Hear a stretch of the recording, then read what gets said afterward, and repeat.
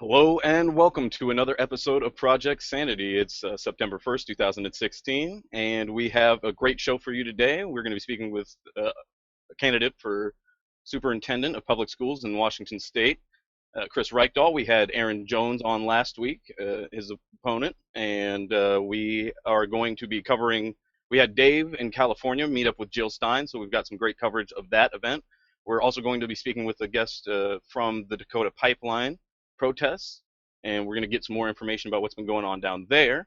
And we've got some big announcements for the end of the show, hopefully, and so we will get into that. But first, we've got Chris with us right away, so we are going to get right into talking with Chris. So again, Chris is running for the office of Superintendent of Public Schools in Washington State, and so we have him here. I'll let him go ahead and tell us a little bit about himself. So Chris, I just want to welcome you to the show. Thank you for joining us so much. We really appreciate it.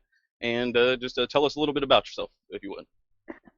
Hey, thanks for having me. What a great opportunity. This is a pretty amazing evolution in what's happening politically in our country. And I feel like when I ran for the legislature 6 years ago, my entire campaign was about income inequality and the particular regressivity of our tax code in Washington. Had the huge support of labor in this. And so to see what has happened in the last 6 years and some of the work that you folks are doing grassroots nationally and in each of the states is pretty powerful. So again, thanks for having me. I'm Chris Reykdal.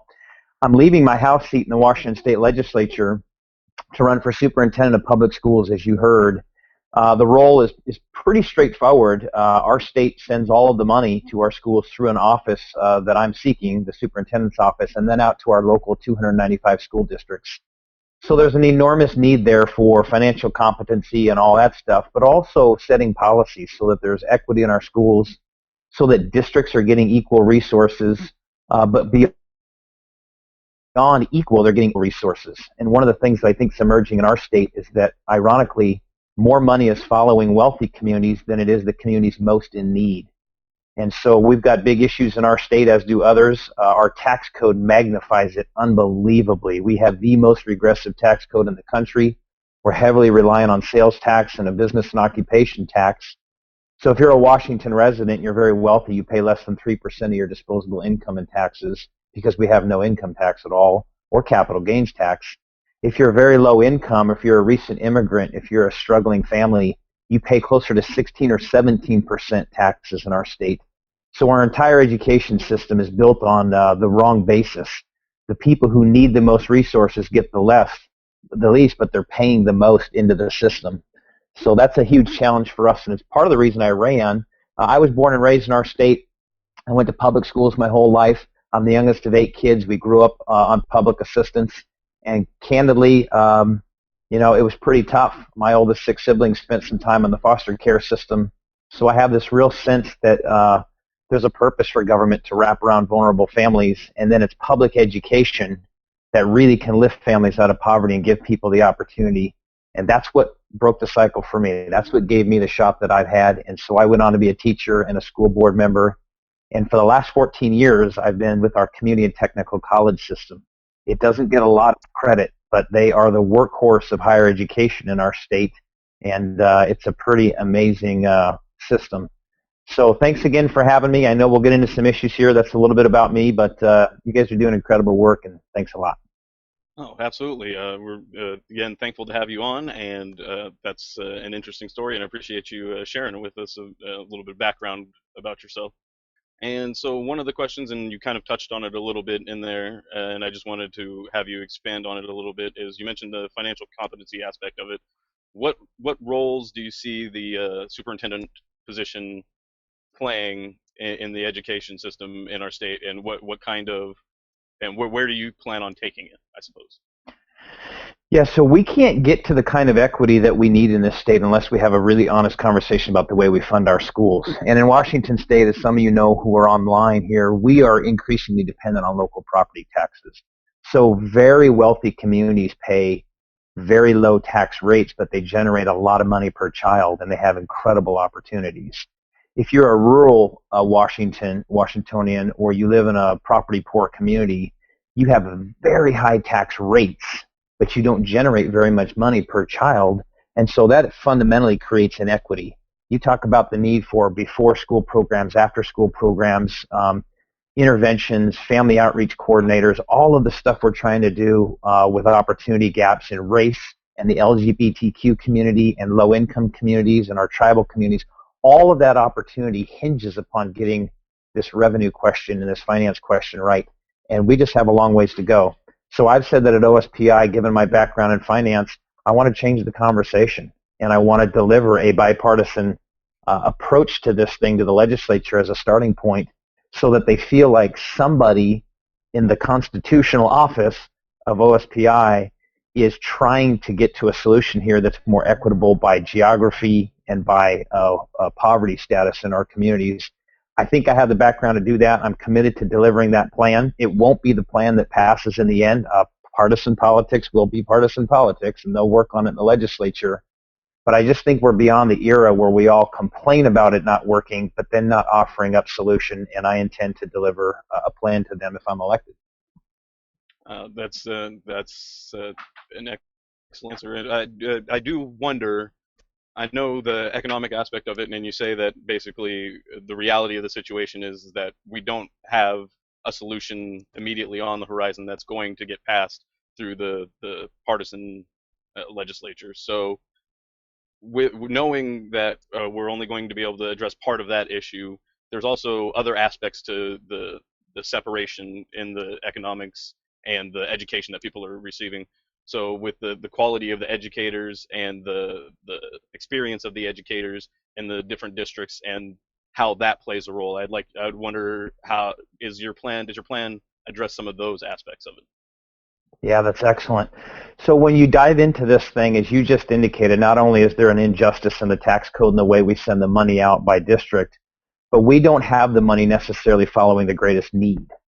So where we have the greatest need, we should be thinking about changing formulas and creating incentives. And so classic example is when you're in a high poverty community or a community with low graduation rates, that's the place where we need to be investing and creating incentives for educators to come in, more intensive resources, bringing down student-faculty ratios, more counselor advisors, more parent outreach, candidly more substance abuse, more family planning efforts. Like the comprehensive whole child stuff has to follow the communities most in need.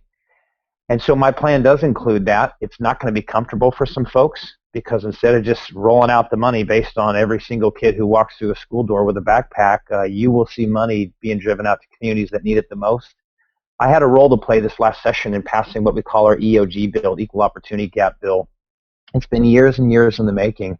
And quite frankly, our communities most impacted by the work we have to do have known what to do for a long time. My job this year was to get some very privileged lawmakers, I think, to understand that there's a big economic incentive for doing the right thing for vulnerable communities. And the message I always tell people is when a kid drops out of school, it's rarely because they can't do math or science. It's because something else is happening in their life. And when they drop out, it's $370,000 in lost lifetime earnings for that individual. And it's another $300,000 impact to taxpayers because of the criminal justice system, the healthcare system, and the social safety net. So as a kid who grew up on public assistance, I was on track to being one of those students who was eventually going to cost myself $400,000 and my fellow taxpayers $300,000. But my community invested in me and invested in other kids who struggle at times, and it made the difference. So you've nailed this. It's not just about getting new money, but it's also getting money in the right places. And I think we can do that if we're sincere about the outcome. The politics of it are enormous, as you well know. But what other fight is more worthy than this one? I'm curious about you've mentioned your background in growing up in poverty. I'm wondering, and you're talking about getting the resources out to the communities that need it the most. Oftentimes what's left out when that rhetoric is used among the political class in general are communities of color. So what kind of personal experiences do you have in communities of color that help you understand what they specifically need beyond the financial resources, but the additional resources that they could be using to offer better educations to their students? Yeah, no, it's an excellent question because these conversations are intersectional, as the word has become. You can't talk about poverty without having a more meaningful conversation about race in our state and across the country, about ethnicity, about our LGBTQ friends, whether it's homelessness or suicide rates or you name the demographic. These numbers are up in communities most vulnerable, and it goes well beyond poverty, so I appreciate that. So my experience really as a child was not in a tremendously diverse community that I grew up in. It's that through substance or alcohol abuse, my parents eventually got on a recovery program and became sponsors to a lot of folks. And they spent a lot of time, my mom in particular, as a sponsor for other recovering alcoholics at the Confederated Tribes of the Tulalip. So a lot of interaction with tribal communities up in Snohomish County. It was my first orientation to understanding that though I was poor, I had enormous privilege as a white male. And my parents, I don't think, knew that when they were struggling, but they sure came to understand that as they reached out and helped other vulnerable communities. So that sort of launched a lot of my work. Our community technical college system, as I mentioned, I've been with for 14 years. It is the most diverse higher ed system in the state. And so in that, I've been able to help launch opportunity grants, opportunity scholarships. I got a bill passed for the first time in our state and maybe in the country that gives financial aid specifically to low-income students, particularly rural students, and specifically Latino Hispanic students disproportionately, who are trying to take college credit while they're in high school as a pathway to success, because there are still huge financial barriers even for high school students to do that. So I've tried to bring my privilege to a place where I can bring greater equity to folks, and I've been honored to work in some systems that have done that very well, and quite frankly, with some failure as well. So, All right. And one of the other questions I wanted to ask before I open it up to the rest of the group is your opponent is Erin Jones, and we spoke with her last week. And one of the questions I had was, what is it that sets you apart from your opponent, and that makes you feel like that you're uniquely qualified to fulfill this role? And then, regardless of the outcome, in what ways do you see that you could possibly work together in accomplishing your common goals? yeah, that's an excellent question. So what we hear around the state is, wow, what a race. Like a lot of times people feel in politics like they don't have great choices. And in this, I really think they do. Two very passionate people, pretty, I would say, dynamic speakers, and both coming from an incredible place in their heart that brings them a desire to serve. I'll never touch Erin's cultural competence work and her equity understanding. I don't try. It's not appropriate. What I would say is a difference, though, is if you haven't lived in poverty, if you haven't felt sort of the shame of purchasing things with food stamps and sort of struggle and judgment, it is sometimes hard to relate to 400,000 Washington kids across race and ethnicity who struggle in poverty. And I've lived it, so in some ways I feel like I connect with kids in a way that I think sometimes you can only experience by living it a little bit. The other thing is just experience for that role. We were both in a classroom, Erin for 6 or 8 years and me for less than that even. But the job is chief executive officer, so a graduate degree in finance and years as an executive in the college system and then the policy-making world of the legislature. I think those are huge things when it comes to being successful in that role. And so our experiences are different. I just think she brings a better understanding of local school districts in some cases. I think I bring a much bigger strength and background in actually running as an executive and kind of shaping the culture of a large state agency, interacting with the legislature, and doing it in a way that I think personally connects me with kids who have struggled financially. But two great candidates. Excellent. And what Chris is mentioning, for those who didn't watch our show with Erin, that it's a top two system in Washington, and as a result, it's two Democrats that we are choosing between, and so we are lucky in that. So you guys both had impressive performances in the primary, and with that, I'm going to go ahead and open up the floor to some of our other commentators. I'll let you guys. Looks like Adair and Eric are both ready, so I'll pass it off to Adair first, or actually, you know what? Let me give it to Eric first, please, if I could, if that's all right with you, Dave. And then we'll bring in Adair shortly. We'll let Eric get a question in at least. Yeah, so one of the advantages we had with having Aaron on last week and then kind of getting the word out that we were going to have you on this week, Chris, was we had a lot of comments on Facebook with comments about each of you, and also some people were like, "Hey, ask Chris this question," and those type of things. And you kind of touched on this a little bit, but I would like for you to elaborate if you could. So I had a question. In particular, there is a lot of concern, and there's always a lot of concern, and for good reason, about specifically about the treatment of Native American children and children who are on the reservations. And honestly, if I'm honest with you, I kind of don't understand how that system works entirely, whether or not their funding for those schools comes from a different place.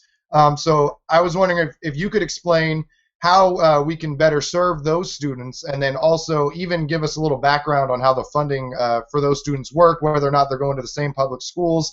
I know personally I went to school with a lot of Native Americans, some great friends, but I don't know if reservations have their own types of schools.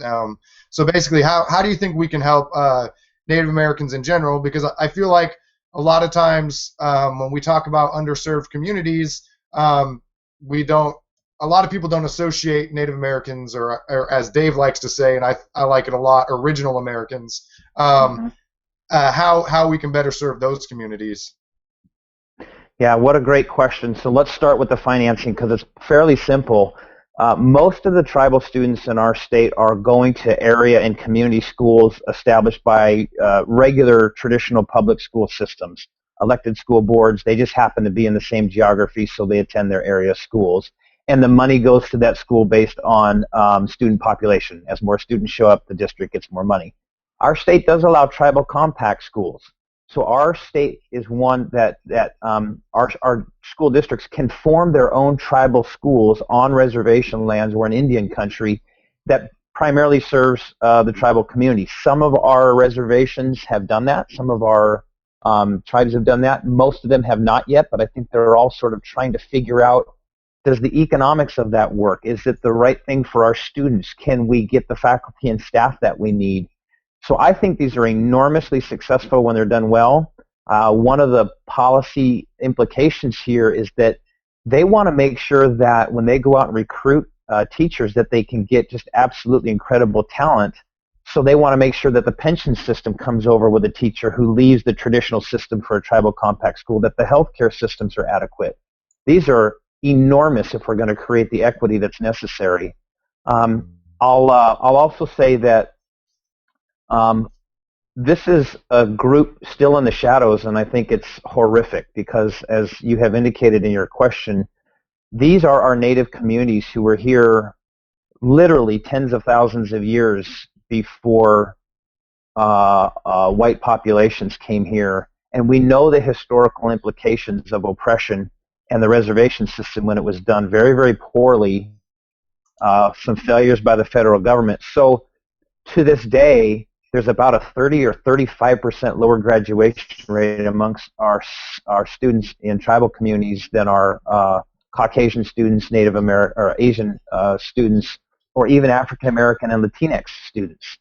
So it's a big, big, enormous gap in our understanding. So some of the things we can do is empower our compact schools. We can get resources to follow, as I said earlier, to communities that need it the most, because let's be honest, our tribal reservations in many cases were put on some of the worst land in some of the worst places. They were absolutely targeted for inadequate resources, so they're property poor in some cases. So when you rely on local property taxes to fund schools, well, guess who generates the least amount of money per student? So big structural changes can address that. And as I said earlier, whole child approach. It's not enough to just send more money to a school in a community that serves a lot of tribal students. Where are the comprehensive wraparound supports for family support, for alcohol and drug support? Where are the foster care systems? Tribal communities are much heavier users of the foster care system. So it's a long answer to tell you that you've hit the right question. There are legitimate things we can do in the short term to support our tribal communities, and then some of it is long-term work and recognizing our tribes as sovereign governments, completely completely eligible to govern themselves, but with partnership with the state and support from our state. And I've been proud to do some of that work. This last year, I got $41,000 to support our tribal curriculum that our school districts are required to use with fidelity to support the teaching of our cultural history as local as possible is basically what the law says. So don't go grab the history of the Plains Indians when you're talking about the Suquamish tribe in our state. Go find the history of that tribe in that community and teach those kids in that community that local history. That's some of the work I did this year to get it stabilized financially. So appreciate the question. It's huge. Yeah. Thank you for your detailed answer. And I just have another two-part question. I know Adair also received some Facebook feedback the last week, and he's got some questions too. But before we get to Adair, so I wanted a two-part question, and I think that these two things kind of tie together pretty well. So the first would be about how you feel about charter schools, and the second would be alternative schools, which I actually graduated from an alternative high school. Again, I also came from a low-income, impoverished family, and because we moved so much, that was the easiest way for me to stay at the same high school, was to go to the alternative school so that I didn't have to keep switching schools. So first, if you could touch on how you feel about charter schools, and second, your opinion with alternative high schools and whether either can be useful, or if you think either are just taking away from funding that could be going to regular high schools. No, it's a great question. I want to actually start with the alternative schools because they are the lifesaver for so many kids. And I think what's happening in our state and around the country is we're increasingly suggesting that every single student needs to go to a university. And in that world, we're marginalizing a lot of students who learn differently, who need a different kind of contact, who quite frankly are working and need a more flexible schedule or more flexible geography. So I'm a huge proponent of alternative schools and magnet schools and innovation schools, and our state law provides for a lot of this. We have a couple in the district where I was a school board member, in our community where I've been a legislator. These are lifesavers for students, and they're getting better and better and better in terms of quality. What we have to do is stop thinking about them as second-tier systems. When a student needs an alternative school because of life circumstances, that is a great thing, and we should embrace it. When they want to go to one of our skill centers to learn a technical program where they are applying all the same math and science skills, but they're doing it in an applied way through welding or construction trades, we should embrace it. Instead, we treat these things like they're second-tier systems or one-off systems, and that's part of the problem culturally within our education system. I want to make sure you all can still hear me because I just got a disruption here on my phone. Oh yeah, we're good. We can hear you. It just cut your camera out for a second, but you're good to go. Okay, and as for charters, let's be pretty clear about that. I don't think the system in our state is still legal.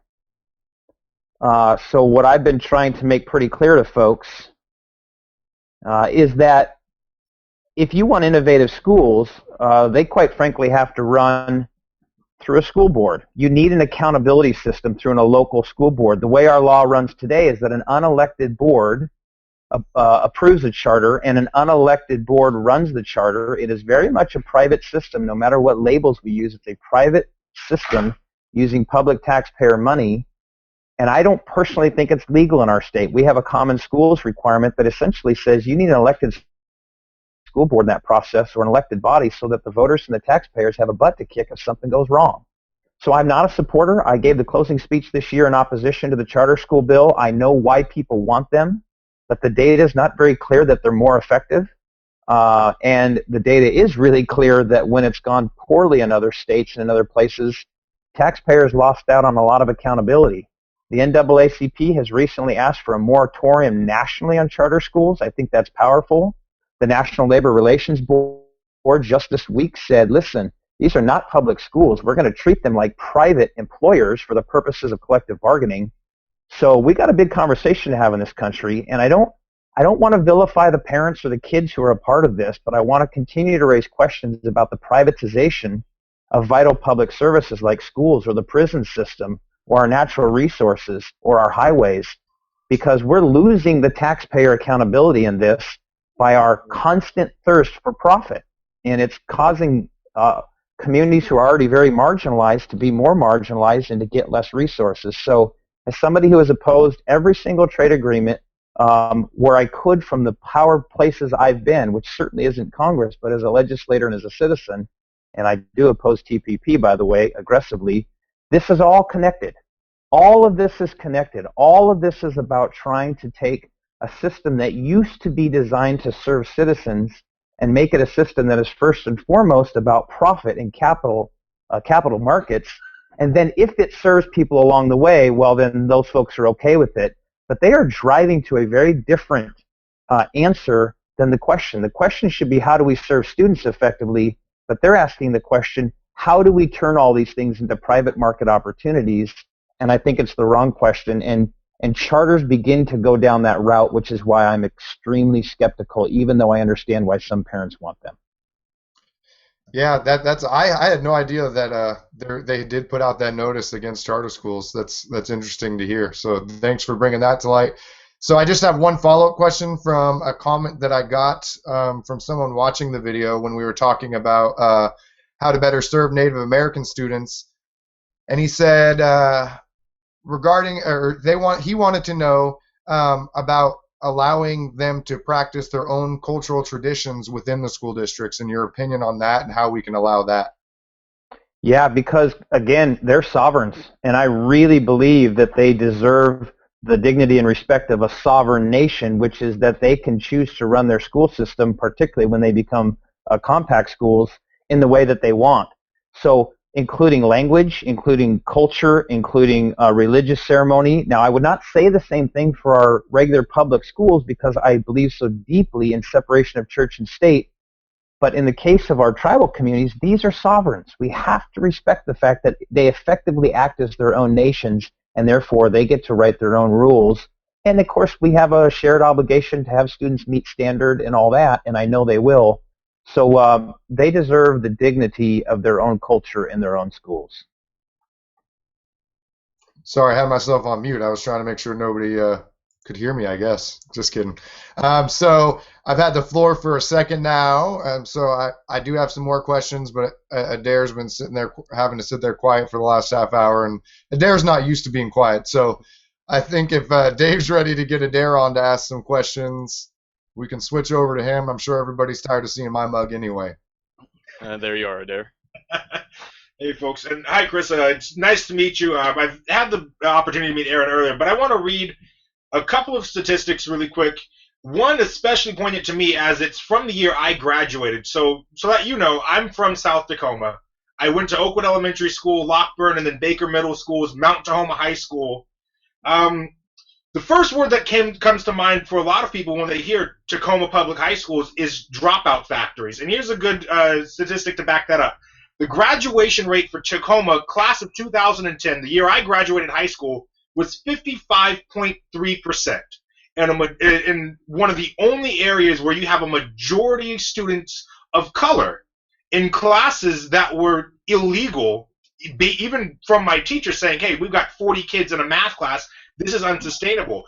Teachers, like my junior year of math, taking Algebra 3, who, if you were caught talking in the class before the class started, flat out said, well, I'm just not going to help you because you obviously know what you're talking about.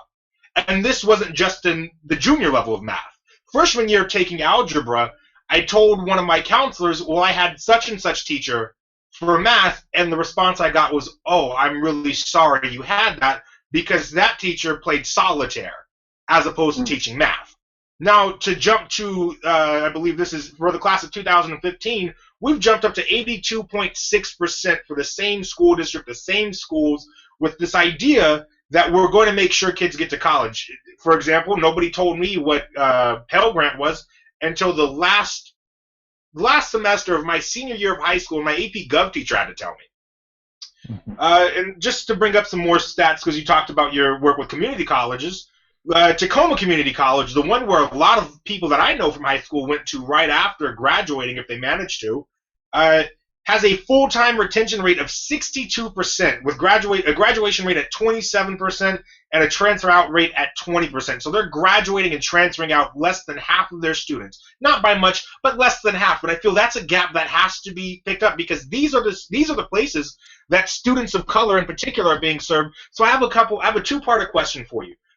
One, how specifically are we going to get the money into school districts like Tacoma Public Schools, into places like Seattle Public Schools, where you have schools like Garfield, which is considered, you have two high schools, one for white kids, one for students of color. How are we going to do that? And then secondly, how are we going to actually foster a community at the college level? Schools I'm at now, for example, I go to Evergreen State, and to even get to this point, I've had to take out massive student loans. Housing is virtually non-existent, especially at the community college level. Most of us have dealt with homelessness and being hungry while in college, and even before that. How are we going to fix these systemic problems that affect specifically communities of color, and how are we going to reach students of color on a cultural level? From your office, if you are elected to office, how do you plan to tackle those? Especially because in Tacoma Public Schools, I don't think I had a teacher of color for any of my math, science, or English or literature classes. I had one teacher of color for band, I had one teacher of color for TV productions, and I had one in middle school to teach English, and that was it. How are we going to start filling those gaps and reaching those students who do need the two-pronged approach of someone who's both experienced poverty but also understands where they're coming from a cultural and racial background? Yeah, excellent stuff. Let's start with your funding question. How do you do this? You got to get away from a system that makes the resources in the school a function of neighborhood property values. I know you've heard me say that, and I know Aaron is consistent with me on this issue, but it really matters. You have to begin to look at education funding formulas that drive disproportionate amounts of resource based on data like poverty, like graduation rates. The money has to follow the places where the need is the greatest, not just the places where the property values are the greatest. So it is not a small thing. You would be talking in a $9 billion a year budget system, potentially moving $500 million to $1 billion very differently and targeting that money very differently. That changes class size. That creates intervention specialists. That allows kids for recovery time during summer, where we lose so much summer learning loss, and we lose critical support systems. You've got to think about how many kids are on free and reduced price lunch or getting a breakfast right now through their school system that lose it for 10 or 12 weeks. So when we talk about shifting the money to communities in need, it's not just about saying, oh, we're going to get them more math, which is important. It's that increasingly the whole child is served by a comprehensive school system, and when it doesn't get resources, and when quite frankly it only operates for 9 months, some communities lose enormous opportunities. So that's the money question. How do we do this better? Our EOG bill, our Equal Opportunity Gap bill, really does begin to set the framework for recruiting teachers of color, bringing back conditional scholarship and grant programs so that there's a financial incentive to teach and to stay in teaching. But it also has cultural competence training across the staff. So everyone keeps thinking about this idea of, if we just keep recruiting teachers of color, eventually we'll be diverse enough, and eventually the system will look and produce and perform the way we want. That's never going to happen, to be honest with you, from a data standpoint. That's 50 or 60 years out. So we have to recruit teachers of color aggressively, but we also have to train and retrain the folks in the system today to think differently about poverty, about race, about religion, about our LGBTQ communities. It takes a huge investment of professional development to change the way educators see their students. And the tragedy of our funding crisis is a lot of the professional development that the state used to pay for is gone. It's gone. And so when you think about injustice and inequity, back to the funding question, well, who can still produce professional development in their school districts for their teachers and their staff? The districts who are the wealthiest, generating lots of local levy money. Who can do the least amount of professional development? The ones who are property poor, relying on levies that don't produce very much money. So that's an enormous part of this question. I want to bring another element of this in too, because I want to say to you, with all sort of passion that I have, whether folks understand this or not, The idea of recruiting diverse educators has been narrowly defined as a benefit for diverse students. That those students need to see people in front of their classroom who look like them to understand their pathway and what's possible and to connect to their learning. And every single bit about that is absolutely true. What is rarely talked about, and to me is equally powerful, is you have majority privileged populations in these communities, white kids, who have never had a staff member or a teacher of color. So not only do they go home to white parents in white communities in white neighborhoods, but their entire educational setting is full of white educators, white leaders, white school board members, white principals. So in fact, our communities of color are far more sophisticated in understanding cultural competency from multiple perspectives than our Caucasian students. We are creating a society of Caucasians and whites who have no exposure to equity and diversity. And so I'm trying to get people to kind of reshape the conversation when we talk about recruiting teachers of color and diversifying our teaching core and our staff. It is not just about creating that opportunity for kids of color. It is about damn time that privileged kids, white kids, have a math teacher who is black and an English teacher who is Latina and a social studies teacher who is tribal. This begins to really change things. And so let's have a bigger conversation about this, because I think we're missing a big conversation. Well, I'd be happy to have a bigger conversation about that, especially as a student of color who's gone through these school districts, who I can count the number of my friends who've graduated college on one hand. And the vast majority of those students were white. So when you say that the privileged students need the exposure to teachers of color, I would argue that as a poor student of color, as someone who growing up in media, in my everyday life even, in my neighborhood, the idea was that you could not go to college, that black people, and I say this as a person of mixed ethnic background, that black people, Latinx people, that, Native people, we didn't get the chance to go to college. We couldn't do that. Our future was right there on the block. And because we didn't have teachers that reflected who we are, the diversity of our community, that idea was allowed to stick, where gangbangers and drug dealers that just litter our neighborhood become the only thing you see. That becomes the only thing you are able to aspire to. So I would very much argue against the idea that the premise that, well, sure, privileged kids can benefit from it. But I think that benefit right now needs to be seen first and foremost in the communities where it's going to do the most good. And I think in the communities that's going to do the most good in are the high minority areas, are at schools like Garfield, Mount Tahoma, Foss, Lincoln, Stadium. And for example, Lincoln has done a very good job of recruiting educators of color to better reflect their student population. And while Lincoln and Mount Tahoma historically have there's an idea attached to them that we're the worst high schools in Tacoma, and that, well, if you go to Mount Tahoma, you better expect to be in a fight, which in my experience was oftentimes true, where you code switched as soon as you left the classroom, and oftentimes even in the classroom, because if you didn't, you were likely to see the threat of violence because we had nobody that looked like us to say, guess what, man, you can do better. So I would argue that we absolutely have to get teachers of color first and foremost to students of color, so that way we can raise the bar in our own communities and have someone that we can reach out to. That being said, specifically, my biggest question here is specifics on how exactly we move beyond a property tax funded educational system. What would you like to see? What would your ideal alternative be to property taxes? Because when you grow up in South Tacoma like I did, nobody owned property. I mean, the B&I is even starting to get run down. I mean, there was nothing there. So how do we transition from that, and what would you in particular like to see? I would like to see us move to a system that is not local levy based. So I'm not saying you can abandon property tax. And by the way, low-income communities pay a ton of property tax that's passed through rentals. And so it is still a very regressive system on balance, even though it's better than some. So you got to move from local levies to state capacity and property tax. That does have the effect of shifting the tax burden to wealthier communities, but then the money goes out differently. When it is only a local levy system, unfortunately, your wealthiest communities get the most. And then I do believe our state needs a capital gains tax. You're one of only 9 states that does not tax short-term capital gains within your state. Idaho does it. Oregon does it. So the proposal we've had for the last 2 years puts in a tax rate of 7% or less. You'd still be below Idaho.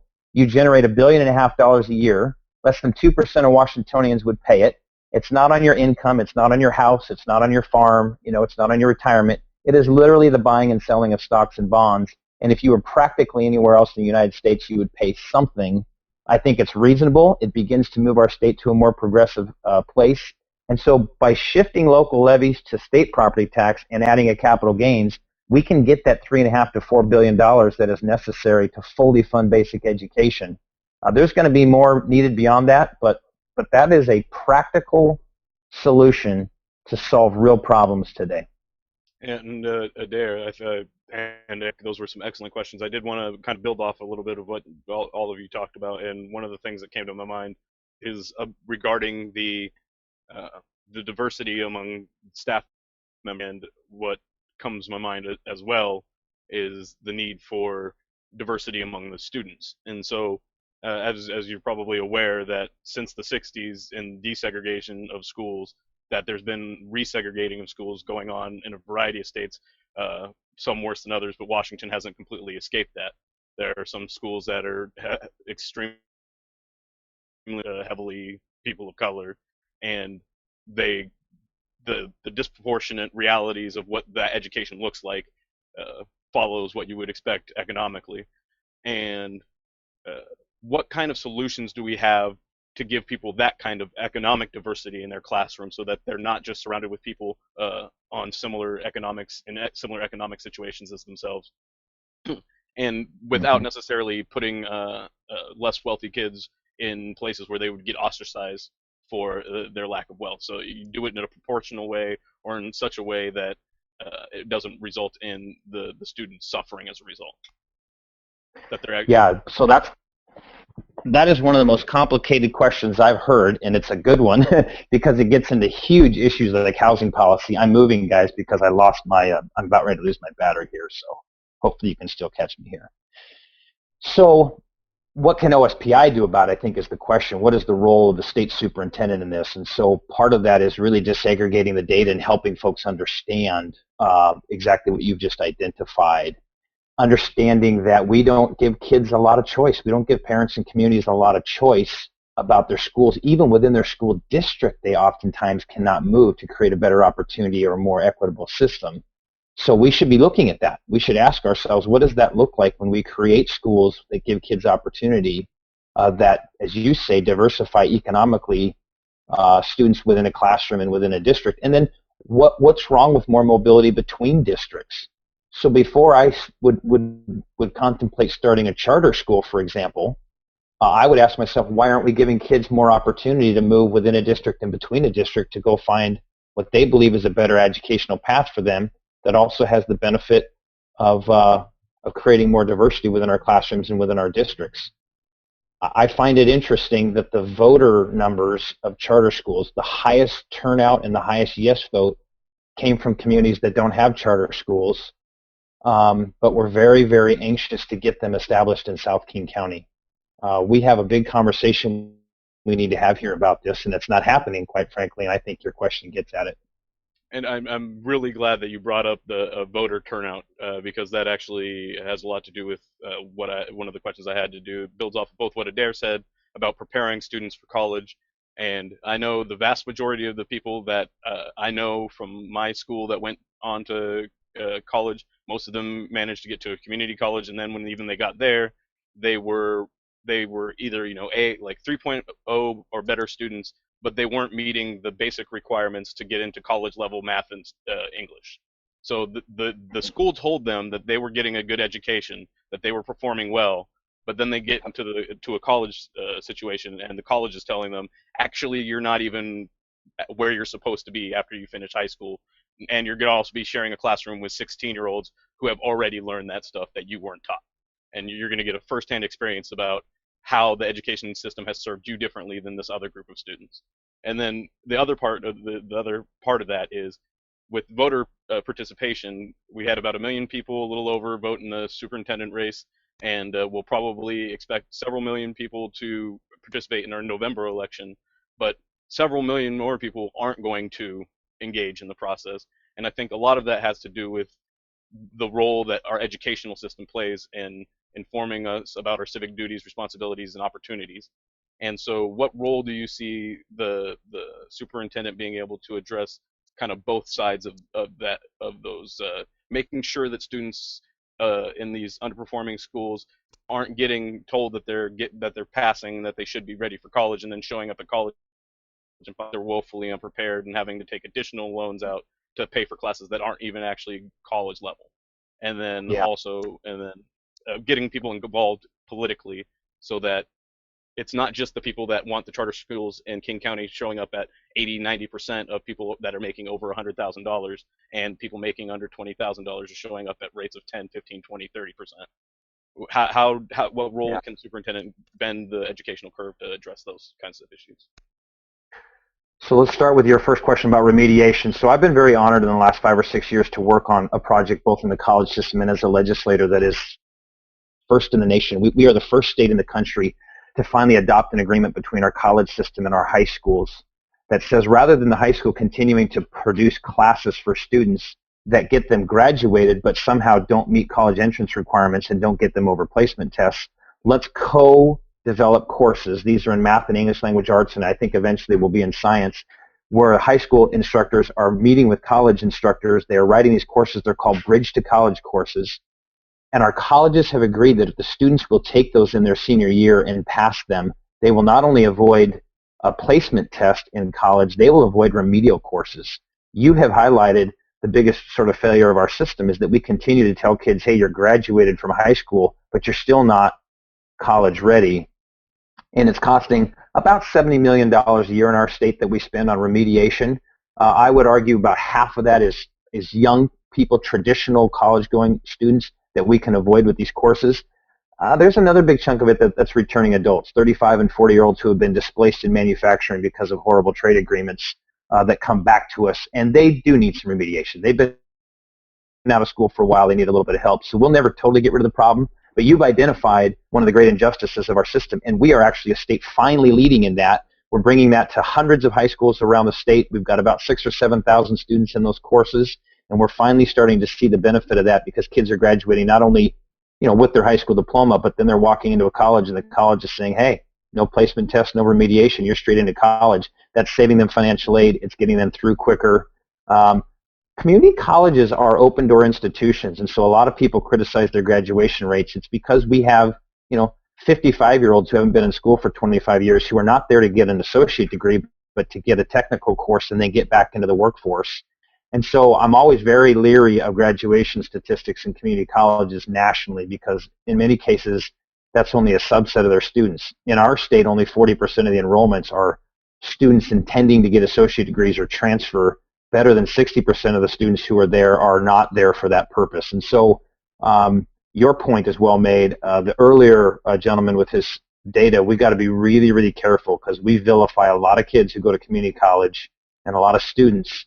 And we tell them that's a lesser pathway, and in some cases we've got work to do, but for students who can make that their only affordable pathway, we should not make them feel like second-class citizens because they went to a community college by any stretch. Your second question was into so what is our civil obligation to get students to vote, and what does that conversation look like? I have said pretty clearly that we need to give local school districts a lot of flexibility and control and really examine where we give them mandates. But I will tell you that one of the mandates that I think we ought to have as a graduation requirement in social studies is that you register to vote or you pre-register to vote. We capture a lot of students in high school who are engaged. They are a part of our curriculum. They're civically engaged. It's a place where we're connecting with them. Then we send them on their way. And we rarely get some communities to come back and register to vote because it's kind of an archaic process in some ways. Maybe it's associated with your driver's license and maybe you don't get connected there. But it makes no sense to me why we have high-stakes tests in English and math, but we can't ask students with an opt-out right to register to vote while they're leaving high school. I think it'd be a game changer. I think it would engage more young people. I think you would see the demographics changing. Because once you vote, we know that once you vote, you're more likely to keep voting. It's that when we never capture you, we never get your voice. So I think it's a big part of it. Let's be honest. There are also very clear efforts by some people in this state and around the country to oppress people and keep them from voting. So I'm a huge fan of pre-registration of 16 and 17-year-olds. I'm a big fan of same-day registration. This is the fundamental sort of justice question about the democracy. Do we actually want people to control their own destiny in this place, or is it really the goal of some to keep the system only viable for those who already have resource and privilege? And that system today is being run and reinforced by those who only want that second outcome. So we got to do it differently.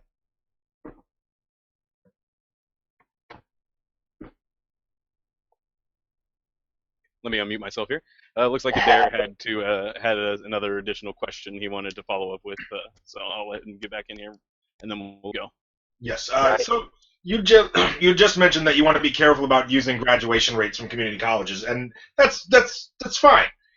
As someone who went to a community college, I actually had to leave Tacoma Community College because I was unable to get the classes that I needed to because there was an emphasis on keeping students there, not an emphasis on getting students to graduate. There were less classes being offered. So at the time, I was a biology major, pre-med. Currently, I attend Evergreen State, and I'm dual majoring in both physics and biology. But while at the community college level, especially at Tacoma Community College, the school was more worried about building new buildings to attract new students and to keep milking the students they already had than they were interested in actually getting students to graduate. The idea that we can completely eschew graduation rates for schools like Tacoma Community College, which is a school that serves a large number of people of color, I don't think is very fair. I had to leave TCC, go to Seattle Central College before I could finally get a hold of the resources that I need, the classes that made it so that I could actually attend and then graduate. Not graduate, I had transferred as opposed to graduating out.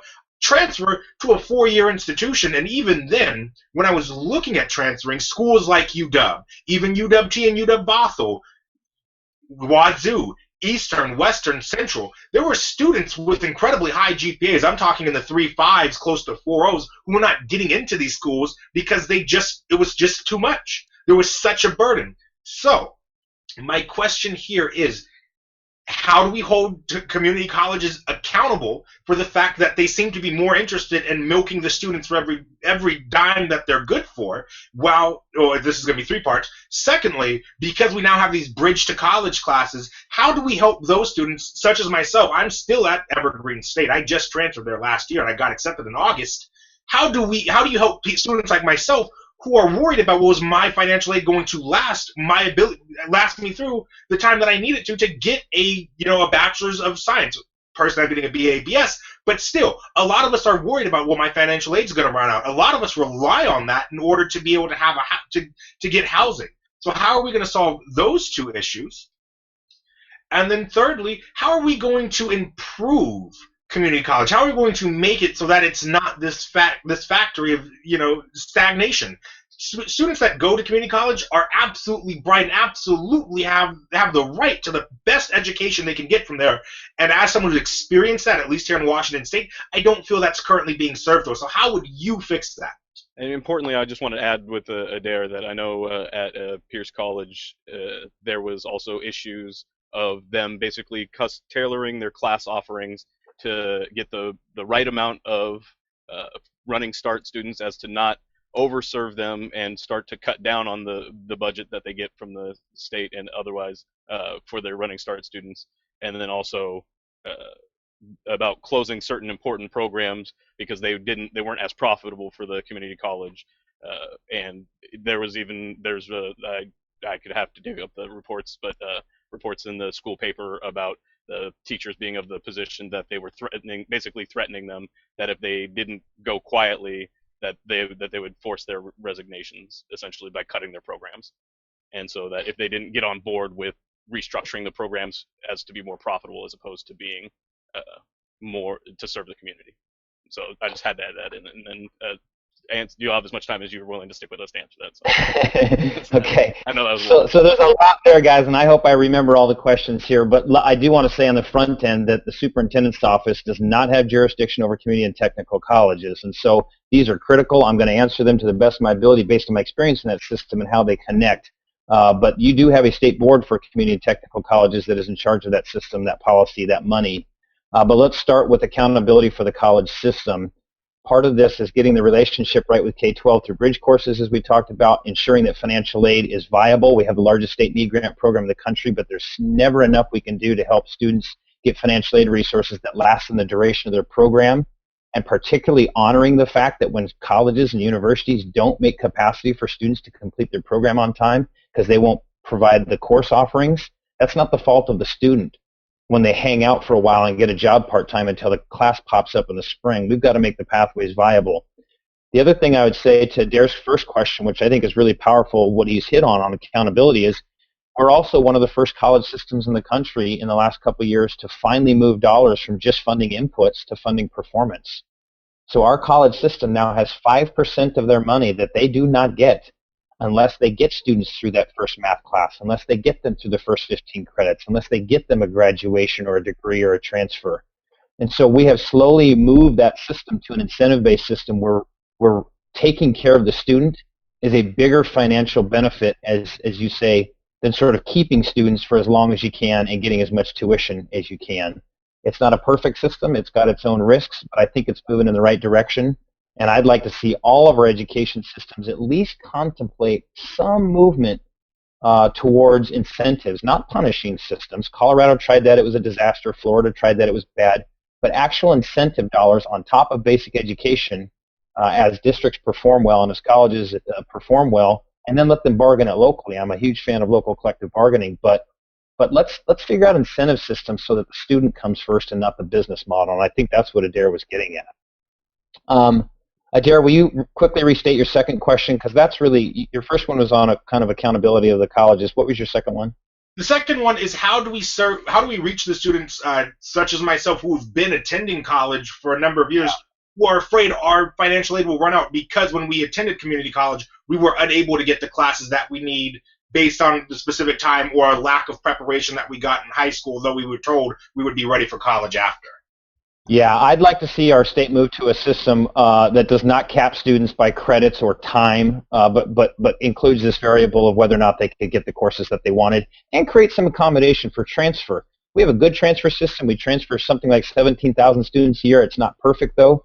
And when those credits don't transfer effectively and when our universities don't take some things, that should not be the burden of the student.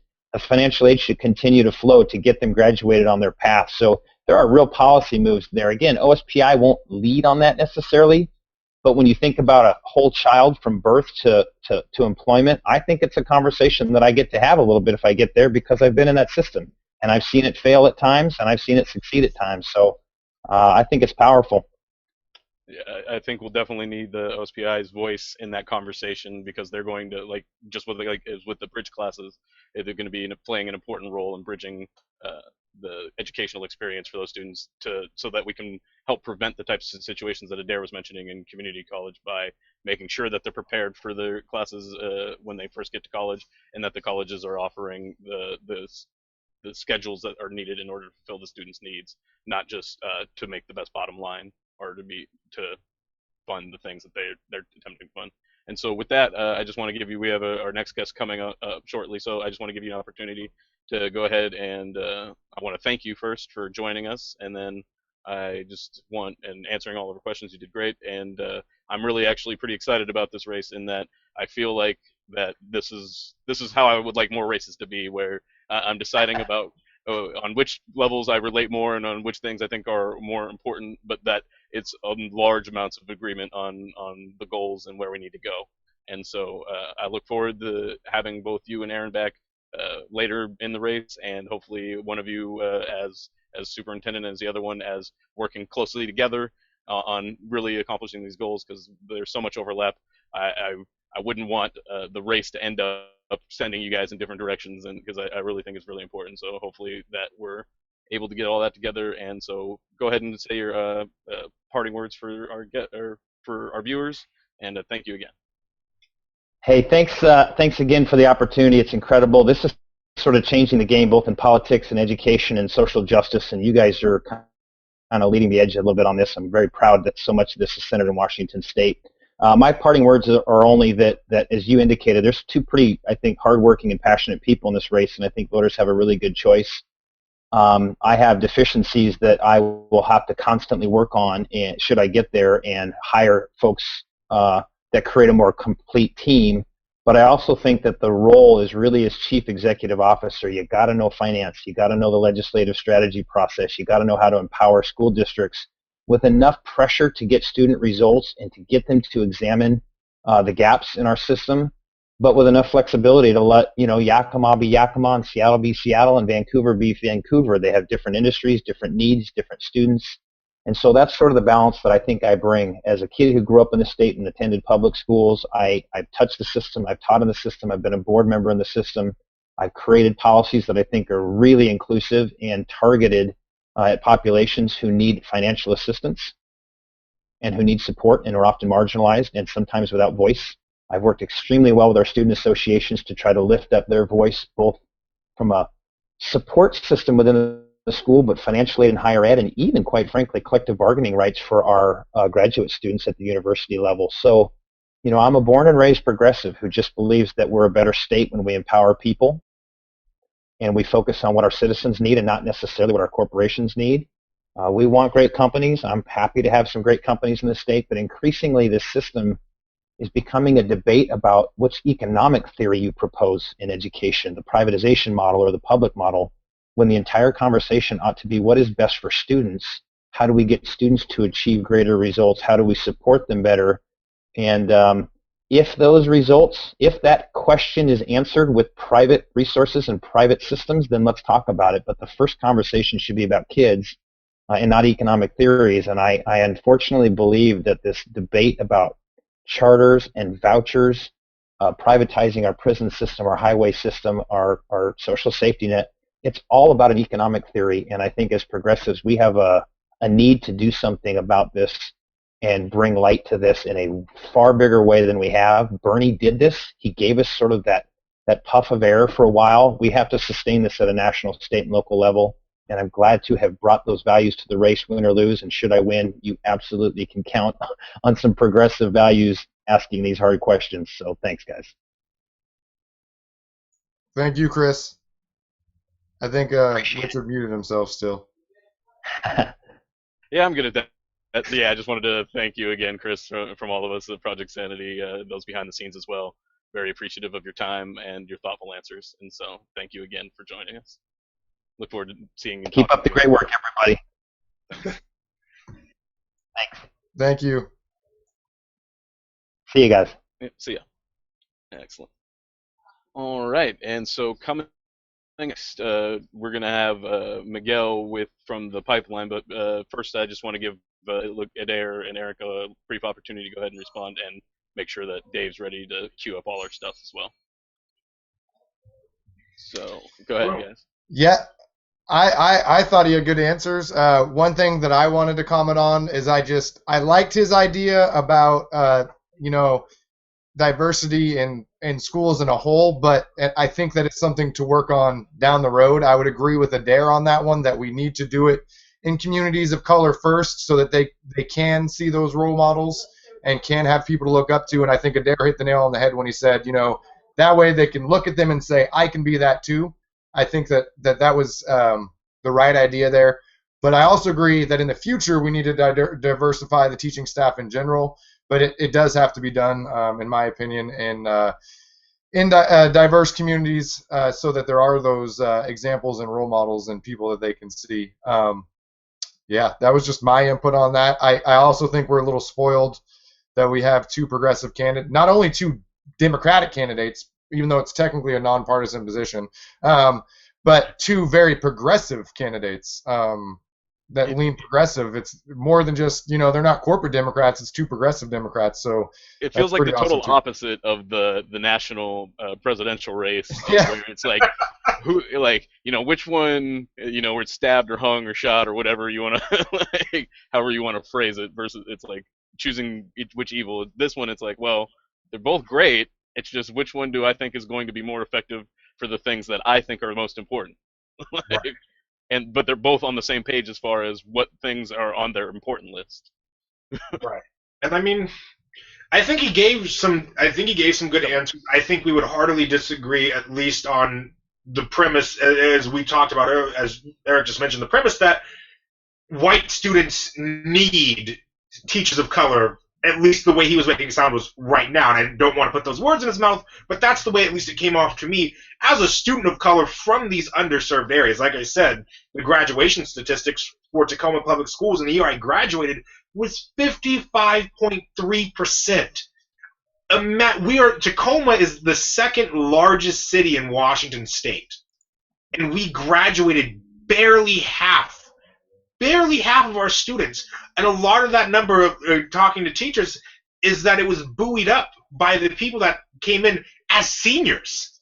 And they came in as seniors from schools like from up in Seattle, from up in Bellevue, from over in Puyallup and down in Olympia, came into the school district and graduated that year and buoyed those numbers. I mean, it was, quite frankly, the idea that any of us could go to college was shocking. You know, if you grow up and you don't see people that look like you as teachers, as doctors, as lawyers, as chefs, as anything other than some kind of negative stereotype or just the dudes on your block, you don't have a whole lot to aspire to most of the time. And we don't teach, a big reason why we need to have teachers of color is a lot of my teachers that were white from affluent middle-class neighborhoods who popped in and were getting their student loans forgiven because they were working in an underserved area. And another group who came in and had this white savior mentality, well, I'll go in here and fix all these poor ghetto kids and, you know, they're going to get to college. The teachers that had the most impact on my life grew up in Chicago, grew up in the South. These two were black. These were two black teachers. And one from right here in Tacoma, Washington, who happened to be white. He went to Lincoln High School, my high school's rival. But he grew up in Tacoma. He grew up on the east side. He grew up in the midst of that violence and understood that this is what these students need. And I think that's just as important as getting teachers of color, is getting teachers from the area in which we are serving students, or an area very similar. Yeah, and when it's not just that they're of color necessarily, though, it's also about the various cultural backgrounds that come along with it. Right. And so oftentimes what you'll end up having is a lot of people that were basically culturally raised as white as they could be, but they're of color, and then they end up in positions representing people of color, and they still lack that ability to connect because they were affluent or the variety of other aspects that contribute towards separating that feeling from the students in these especially rough circumstances. Absolutely. And so with that, I want to go ahead and get Miguel in. And Eric, I don't know if you want to go ahead and introduce Miguel, or Yeah. Yeah. So we'll let Dave go ahead and get a chance to get everything prepped there for us. Yeah. So we're bringing Miguel on here, and he had hit me up, and his last name is Moya. He had hit me up, I believe it was about a week ago, and well, actually I saw a Facebook post first, and Miguel and I had just connected. He has kind of started getting into citizen journalism on his own, and so we had kind of connected, and we had sat down once and kind of talked about our ideas. And so he had put out a post that said, "Hey, I'm headed to North Dakota to the pipeline. Who wants to come?" And so instantly I was going to try to figure out a way that I could go out there too, but it just didn't line up for me. And Miguel is out there doing a great thing right now, and I talked to him last night, and he had only planned on originally staying for a few days, and he has decided to kind of stay there indefinitely for the time being, because he feels like that it's something that he needs to stay out there and fight for. So I hope that in the future we'll be able to bring him on again. I know we have some videos from out at the pipeline also that Dave might, I believe, will be showing in a few moments as well. But in a few seconds here, we'll get Miguel up to kind of just, talk about. Oh, do we got the video now? It looks like we might have it. Oh, or we can go to Miguel first. All right. So the first video here, So this is Miguel's footage. Democracy Now! Actually showed footage, and a few other shows have, of a man chained to an excavator and the police actually sawing the handcuffs off. And this is Miguel's viewpoint of that same situation, and he's about 50 feet away, and there's cops blocking everything. And so here's his viewpoint from that same scenario, and we'll take a look at that real quick.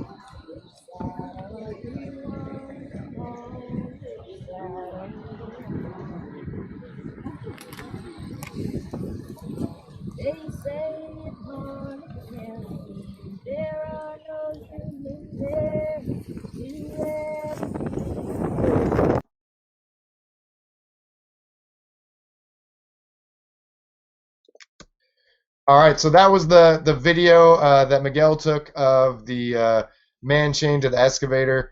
And so Miguel, can you just, first of all, we'll get into some more general questions later, but if you want to talk about that specific video and kind of what you saw during that incident and how you felt like the police treated everyone, including the man that was chained to the excavator. And I will point out that we made a lower third for Miguel right before the show, so his name is actually spelled Moya for all of you that are curious.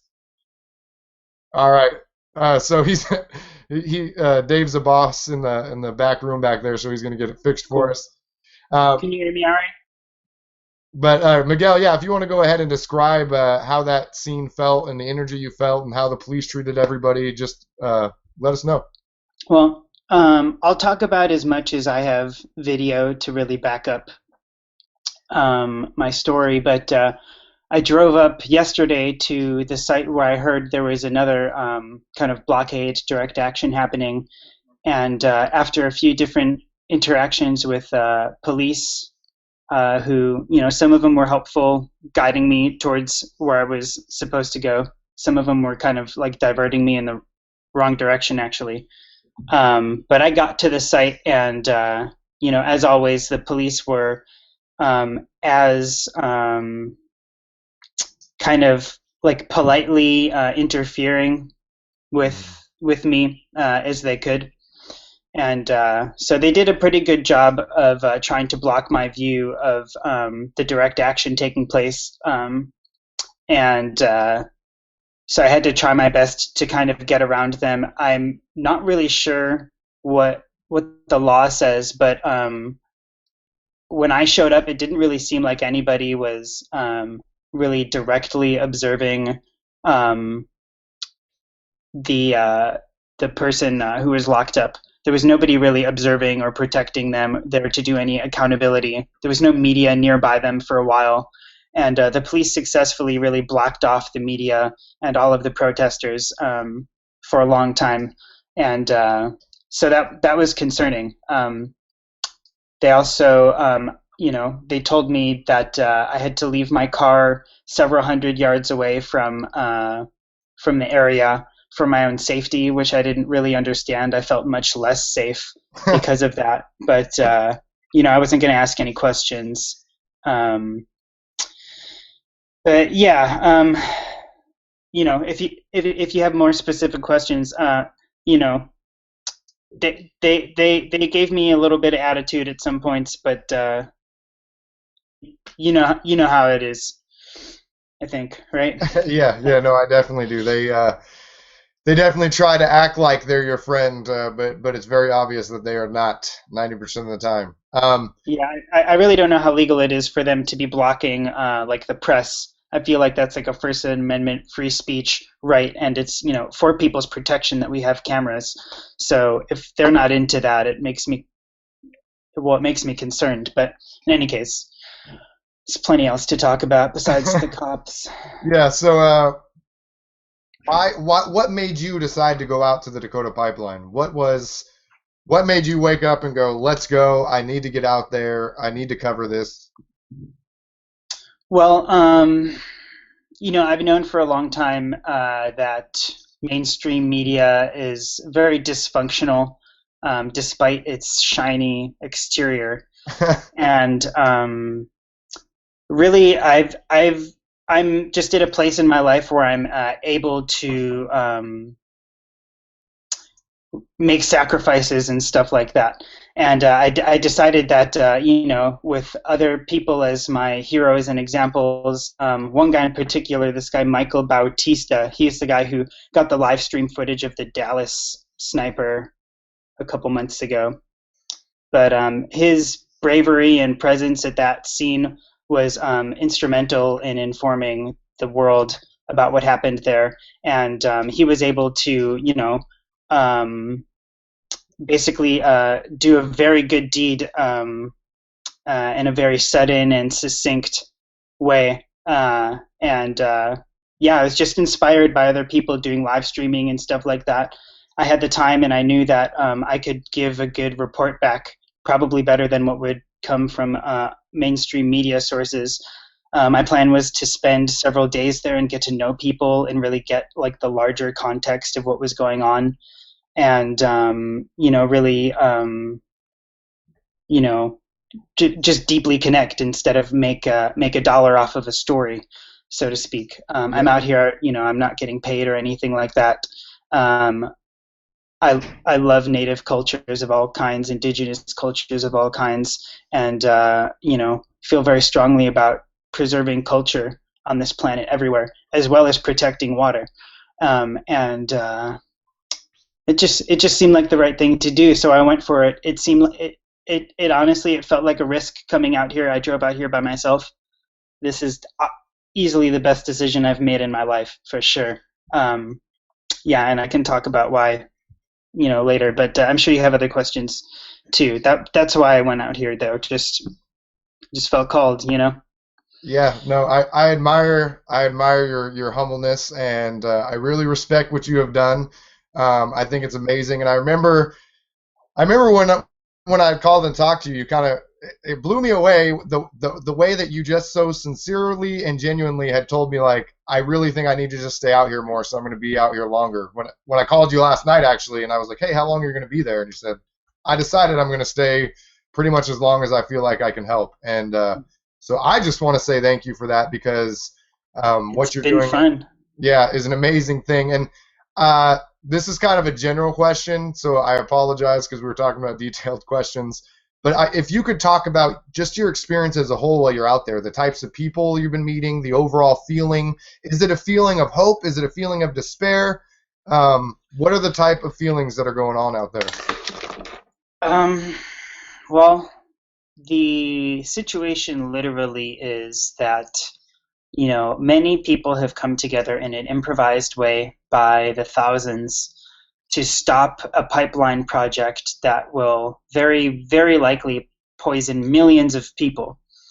And they're having a difficult time getting traction, attention from the media and from the general public. And, just that in and of itself, in my opinion, is crazy.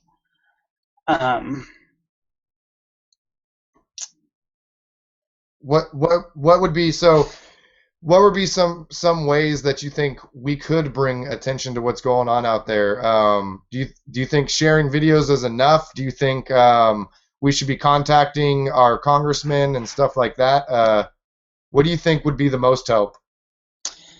Well, this isn't the first pipeline. Yeah. This isn't the first environmental, threat or situation like this. And, our connection cut out a little bit while you were speaking, but one of the things you mentioned was reaching out to congressional representatives or something like that. Yeah. And those things are, I guess they're tried and true.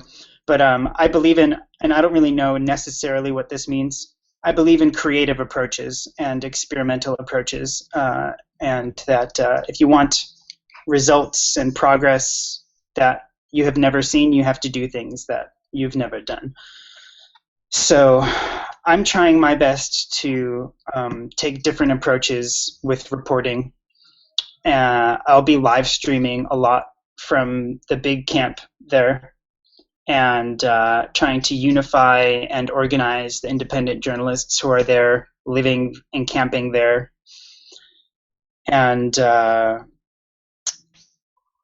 don't really have any solutions, but just the reality of it is there are trillion-dollar industries and investments that are adding inertia, momentum, what have you, to this. And well, any effort is, at this resistance is good. There are no. I mean, we have to try everything.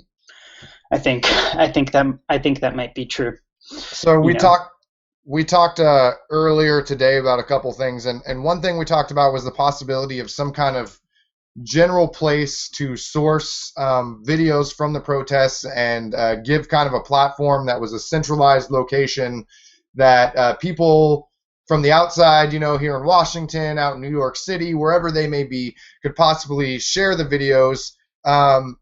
Do we know if something like that is going to happen?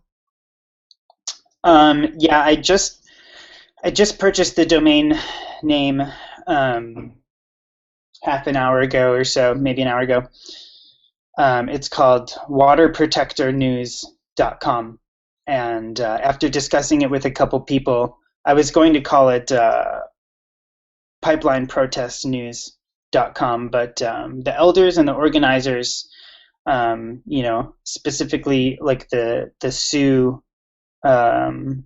chiefs, are not referring to this as a protest, and they don't like that language. They're here to protect the water. Nothing more, nothing less. And so that's why it will be called that, is waterprotectornews.com.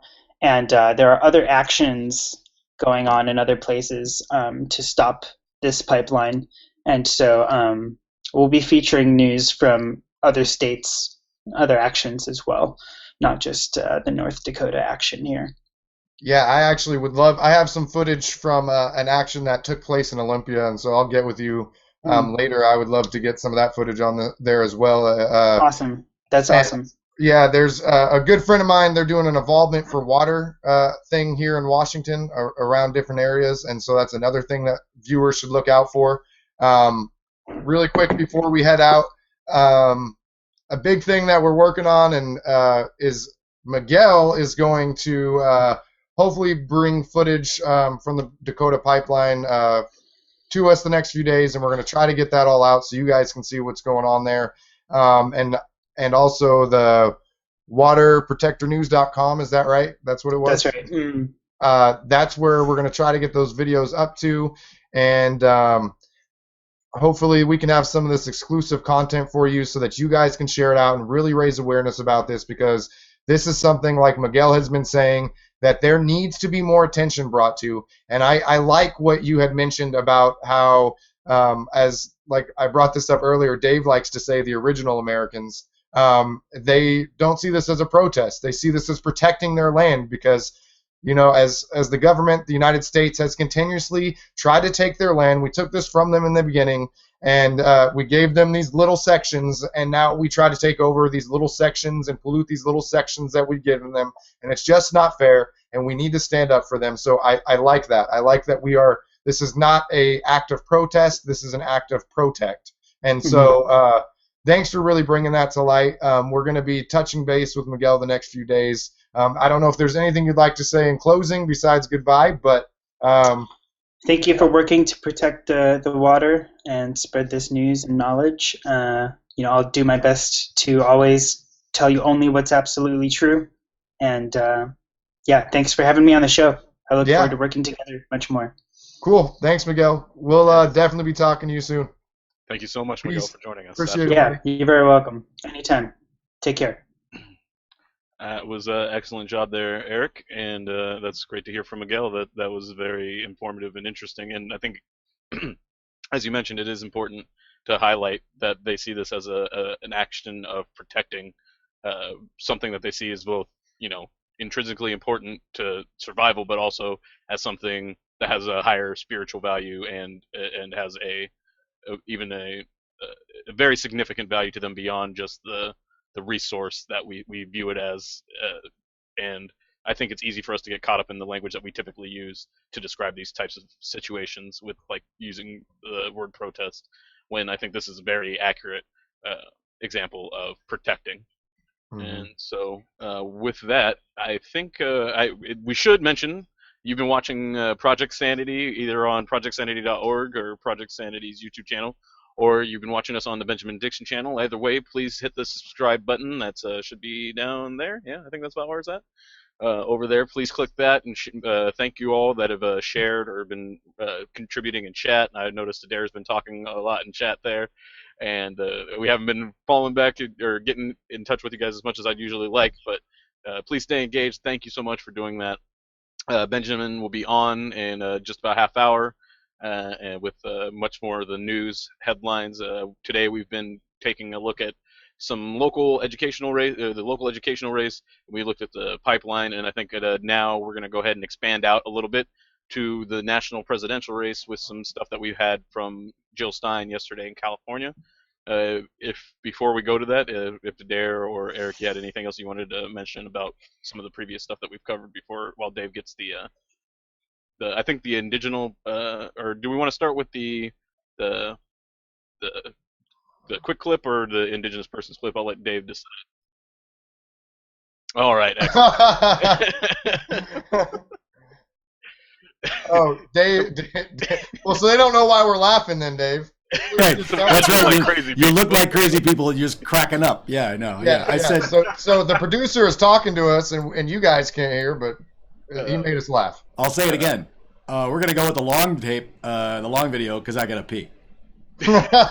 So Dave back there working the control room. So we're going to go ahead. There was a great question asked of Jill Stein at her appearance in California from Native American, I believe, Shannon Rivers. And and so we'll go ahead and play that clip, and you'll get to hear the question and the response. I think it's appropriate, as we've been talking quite a bit about indigenous issues this particular episode. So go ahead when you're ready, Dave. Good afternoon, Dr. Stein. My name is Shannon Rivers. I'm Ahmed Ogden from a place you guys call Arizona. There's a lot of issues and struggles that go on in indigenous communities. We are right now on the Tongva territory. Now it's called Los Angeles. But there's so many issues that go on in Indian country.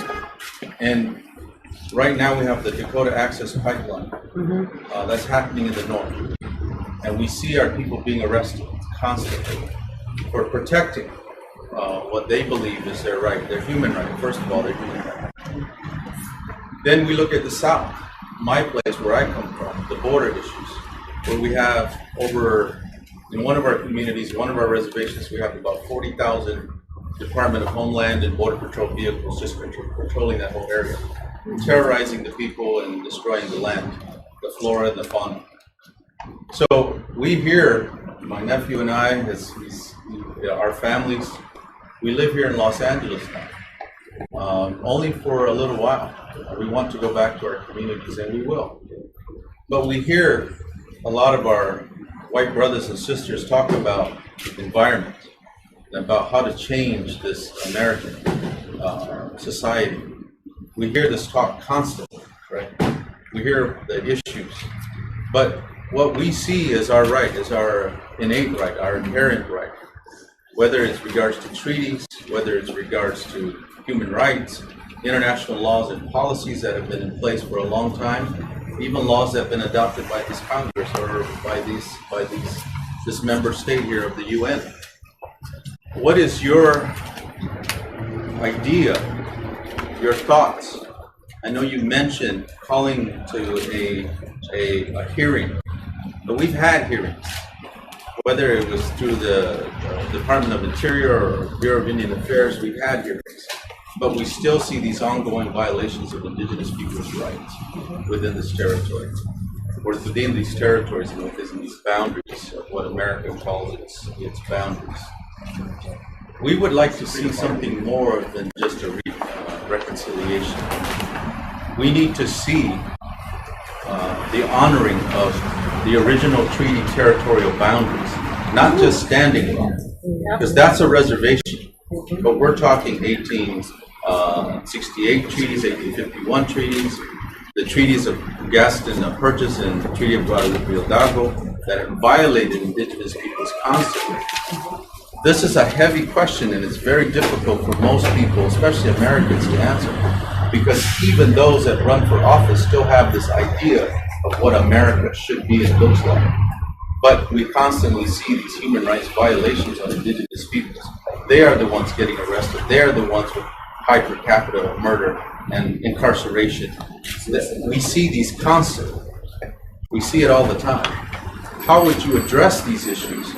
And I know that's a big question, but we hear the constant rhetoric by people who run for this American office, and how do you recognize that this is stolen land? Not just reparations, but honoring those rights and honoring the rights to free, prior, and informed consent, honoring the rights of free mobility of indigenous peoples in the territories. How do you see yourself as a candidate, doctor, to address these issues? And I appreciate you for giving us the time, me and my nephew standing here, and our people, the people. We don't represent all indigenous people, but we represent the voice of indigenous people. And I appreciate that. Thank you.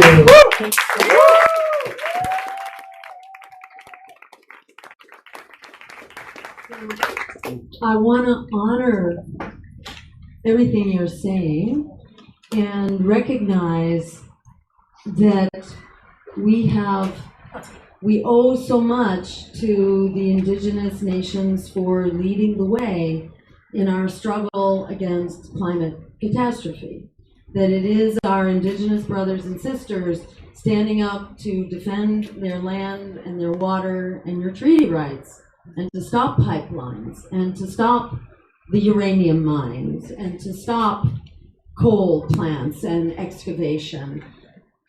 Protecting your rights is critical to all of our survival, not just on climate, but also in protecting our waters, in protecting us from radioactive waste and the cycle of nuclear power that begins in indigenous lands with the mining of uranium. And I think it's been so important for us to be listening to what the indigenous communities are teaching us about Mother Earth, about the importance of treaty rights, and the importance of taking all of these steps to shut down the continued extraction, excavation, the raping of our lands, our mountains, our deserts, that is creating this crisis that we're all facing. And I think we have been educated in the white community, in the environmental community. We have benefited so much from the examples of courage of the indigenous people who faced down, for example, the Keystone Pipeline. Again, the Dakota nations who created encampments along the path of that pipeline and said, this is where we will live and this is where we will die. We are not moving. And that courage, I think, inspired everyone. It inspired an entire climate justice movement. And I think that inspiration continues. The fight becomes more desperate all the time, as we're witnessing now in North Dakota, where the government has sued to try to stop the protests, and there will be a case in court. I know today the temporary injunction against the pipeline was declared illegal. So there's been a small legal victory right now. I'm sorry, declaring the protest illegal. That has been defeated.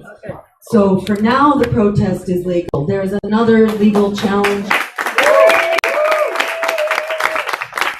Another legal challenge that will have to be faced at the end of the next week. So it's an ongoing struggle, and I can only say that it's a struggle I've been very committed to myself, to supporting the leadership of the indigenous communities, whether in the Dakotas or in Wisconsin, where the fight is against the sand mines for the fracking and the mineral mines, the metal mines. I think it's copper. I'm not sure which one it is. But this is going on all over, and it's indigenous people who are being poisoned and whose land and water is being stolen. So all I can say is that I think we need to keep building this alliance, keep educating the public who's come to understand that they are very much at risk here, and for us to keep lifting up the struggle of indigenous people here and all over the world who really are the caretakers of our natural world, of Mother Earth, and for people to understand that if we are going to have a Mother Earth, we need to have the protections for the indigenous people who are the caretakers of Mother Earth for us all.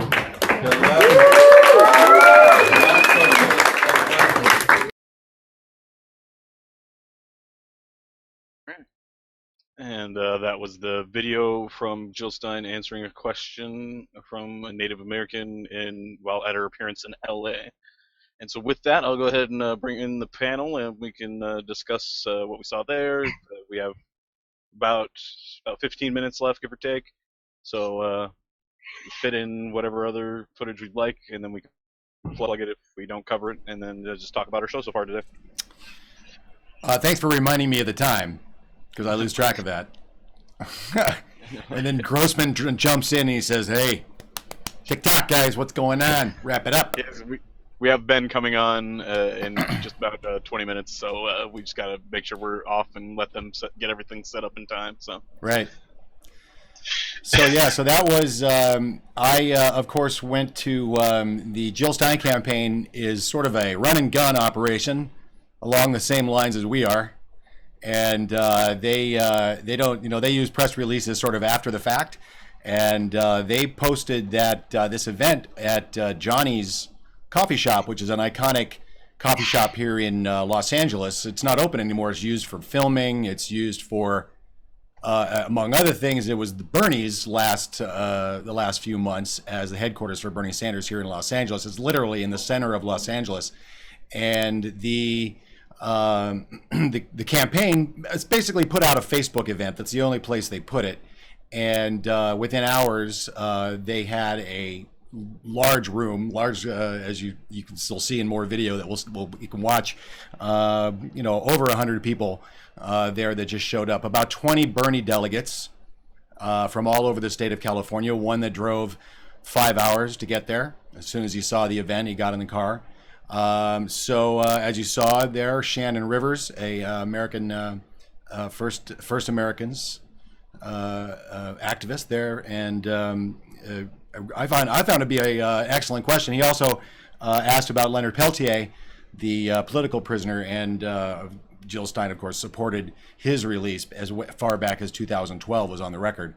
So I found that to be part of. They basically, I showed up. I thought I was going to be there in plenty of time. It was billed at 7:30, and I rolled up at 6:30, and she was already talking. So she basically spent about 4 or 5 hours there at Johnny's and met a lot of people and talked to the press that were there, which included us, Project Sanity, of course. That's right, and TYT. Jimmy Dore did show up. He was streaming it, and then he got a question in. And then the Pasadena Public Access Station, and another website, which I haven't quite checked out yet. But that was it as far as press for this event. So obviously the press does not monitor Facebook events for coverage of Jill Stein.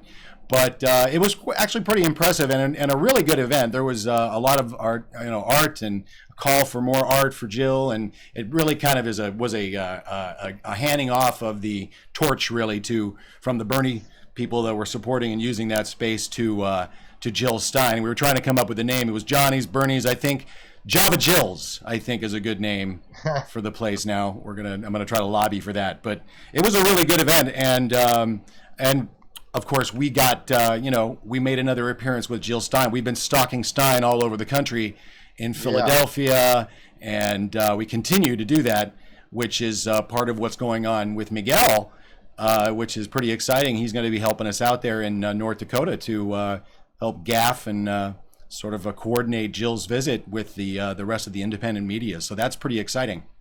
Thank you, Eric, for the hookup. Seems like a real upright guy. Well, why don't we talk more about that real quick?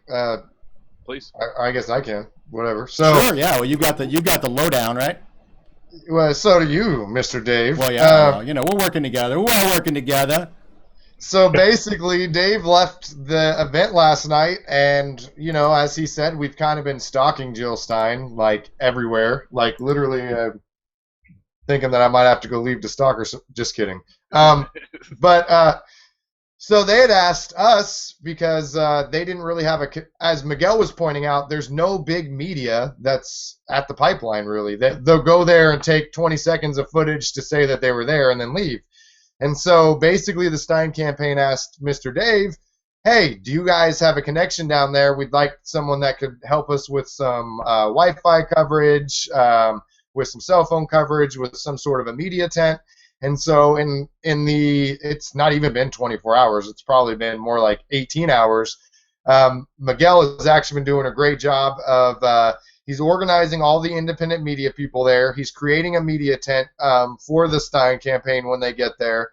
He's talking to the Native American leaders to see how they feel about her visit and what they feel comfortable her doing while she's there so that he can better communicate that to the Stein campaign. And he's going to meet them at the airport so he can kind of be a guide to bring them to the airport. So, yeah, we're going to have the exclusive coverage of that. And just kind of bouncing off of that real quick, I had a question, Aaron, Dave, these guys right here above me, raise the roof.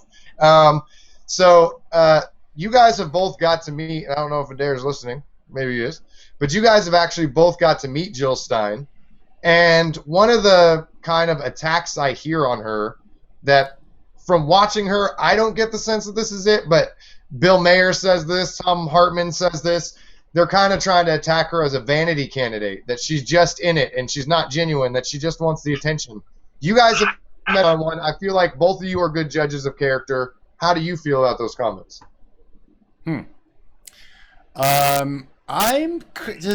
I'm sort of still on the fence. Now, I did meet her last night. Let me tell you, that woman is in shape. I mean, she's maybe a doctor. Again, I see doctors and nurses that are fat. So I immediately walk out of the room when my doctor is fat. So, she's doing something right because that woman is in shape. She's like svelte and, she's healthy. So, a vanity candidate. Sure, she pops up every 4 years and runs. If you want to call it that. I mean, she was the candidate in 2012. That was the first time, I believe. But I agree with the idea that the Greens need to be more, more influential on all levels of government, whether it be federal, state, or local. And I think that's part of what needs to happen over the next 2 cycles. And now, a few folks are saying, and I kind of agree with this analysis, is that what they're really doing is getting her. We want to get her up to 5% in the national polls in this race, so that she can get matching funds in the next race. So this will pop up again in another 4 years, folks. So you can look forward to that and her vanity. But hopefully between now and then, we can get some Greens in office. Maybe get some folks running as Greens as opposed to Democrats. Maybe this whole coalition building idea. But as far as her just doing it, she's, it's kind of like Bernie, she's been involved in this stuff, like she says with the Native Americans, with the indigenous rights, she's been involved for a long time.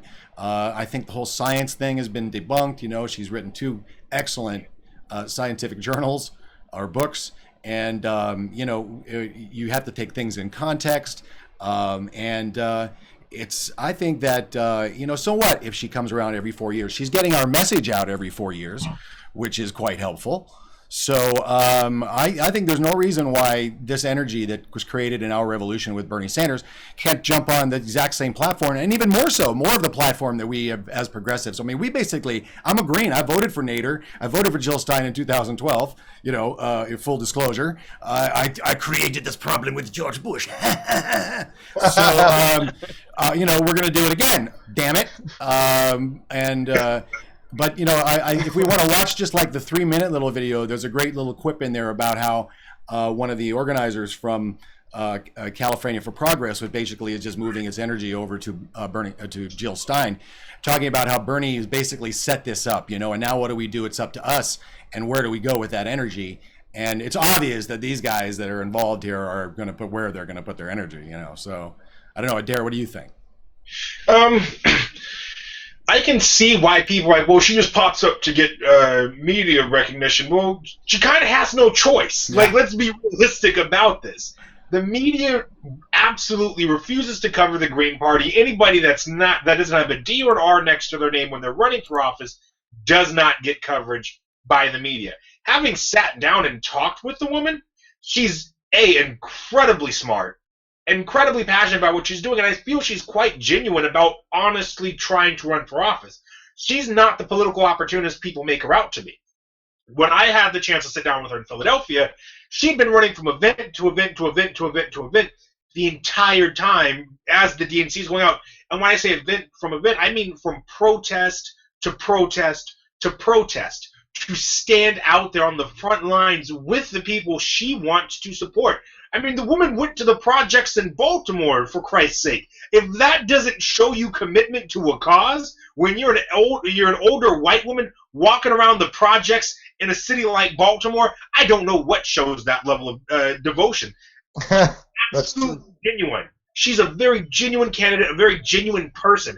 When I was able to interview her and we had a few minutes, she actually told her campaign staff, like, well, hold on a minute, I'm going to give a more clear, concise, and detailed answer to this question. And I asked, you know, the regular Black Lives Matter type questions, et cetera, that I had ever gotten from, that I think we've ever gotten from anybody as long as we've been working together. Well, certainly the questions I got to her, she was right on. You know, she knew exactly what she was talking about. Very connects with everybody she's talking to.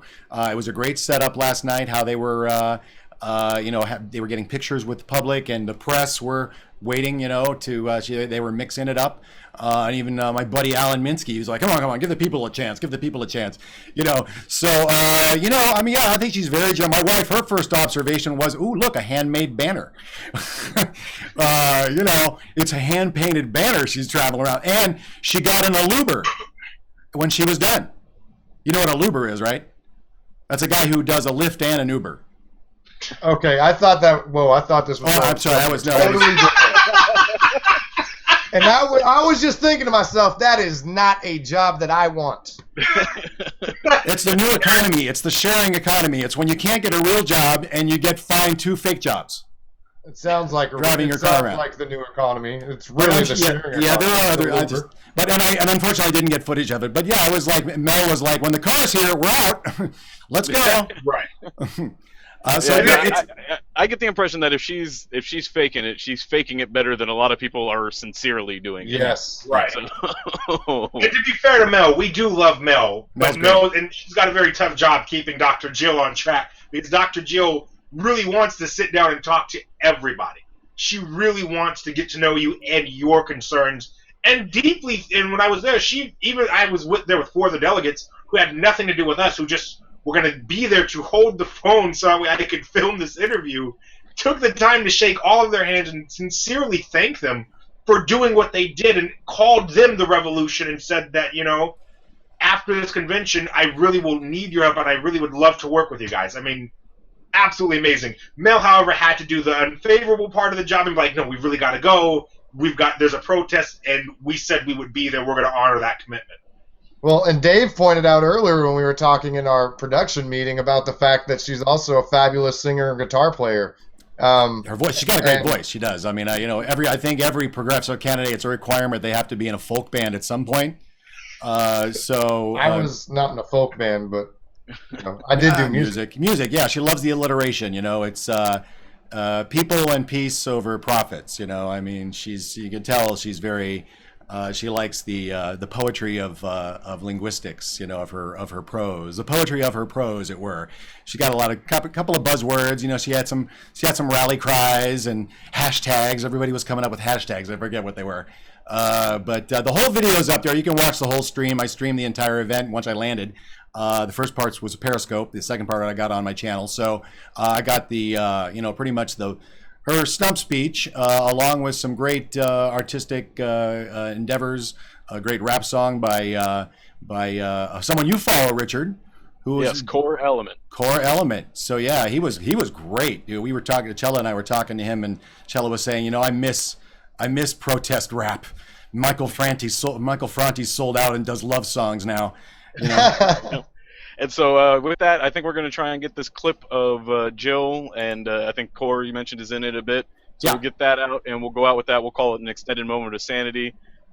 Short on time, but so in order to get that clip out, I'll just say thank you guys all for watching, subscribing, sharing, being a part of the conversation, and getting engaged in your communities.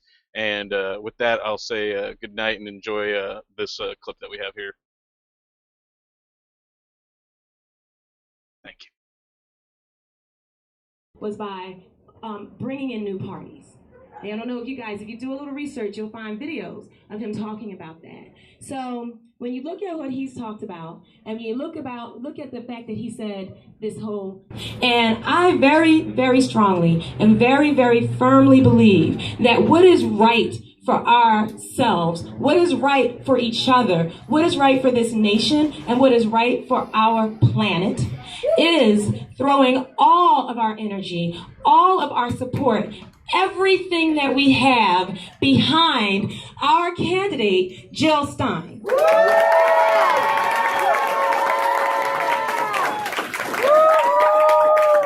As Yane was saying, you know, this is not a discretionary election. This is not about the kind of a world we might be. This is whether we are going to have a world or not going forward in the future. And I just want to say I'm like so overwhelmed looking around at this room. I can't believe how beautiful you all are and how powerful we all are. This is what democracy looks like.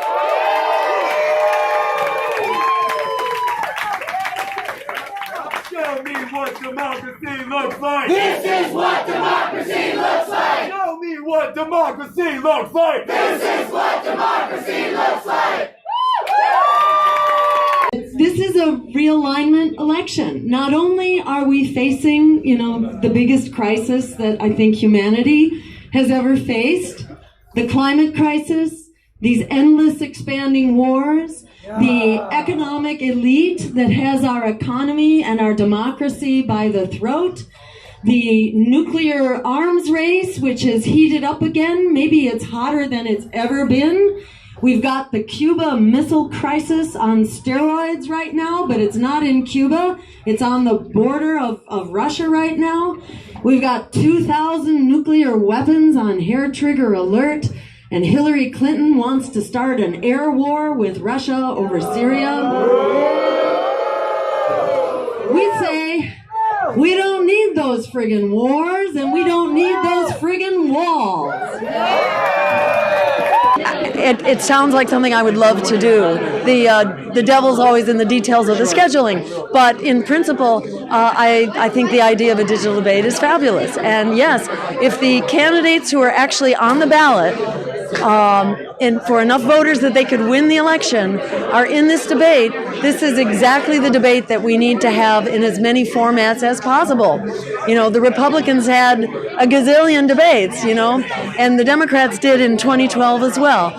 The American people desperately need real information now about what their choices are, because they have rejected the two choices that they are being force-fed. So let's let them hear about what their real choices are. What do we do now that we found out that we've been gypped? Now Exodus on the DNC like Jews from Egypt. I refuse to fall in line. Fall in line. You don't give a vote because I'm voting for you. No more debates, voting for the lesser of two evils. I'm going green and bring the power to the people. Power to the people. Power to the people. I'm going green and bring the power.